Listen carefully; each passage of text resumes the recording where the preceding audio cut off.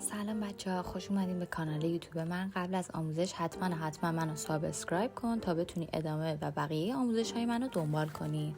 برای طراحی از قبل طرحاتون رو آماده کنید. من اینجا 2 تا طرح دارم که به نظرم این طرح مناسب تر بود برای این آینه. برای این کار از آینه های ضخیم استفاده کنید، چون که آینه های ظریف‌تر ممکنه وسط کار بشکنن یا خروجی باحالی نداشته باشن.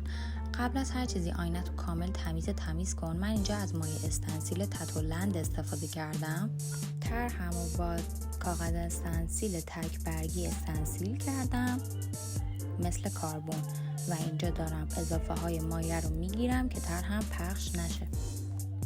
اینجا پشت طرحمه که با استنسیل کشیدمش، حالا میخوام که بچسبونمش.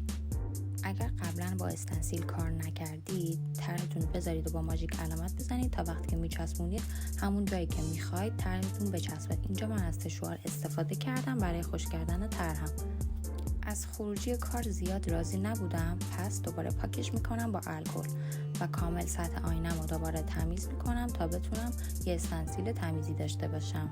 برای اجرای کار روی آینه و شیشه باید از سرسوهان‌های شنی استفاده کنید که اینجا من از سرسوهان شنی نوک‌تیز استفاده کردم برای لاین زدن. برای پر کردنش هم از سرسوهان‌های بزرگتر استفاده میکنم. برای راحت‌تر دست گرفتن سوهان برقی از گریپ رول استفاده کردم و اینجا شروع میکنم به کار. فقط لاینای کار رو اول میندازم.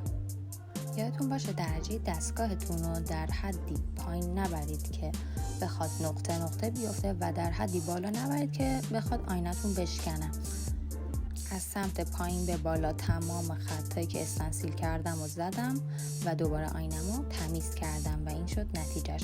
حالا با سرسوهان بعدی شروع میکنم به پر کردن و کامل کردن طرحم. این نکته هم بهتون بگم که برای حکاکی کردن حتما باید از ماسک و عینک استفاده کنید. مرسی که تا اینجای ویدیو همراه هم بودی. توی قسمت کامنت سوالاتتو بپرس تا تو ویدیوهای بعدی کاملتر برات توضیح بدم.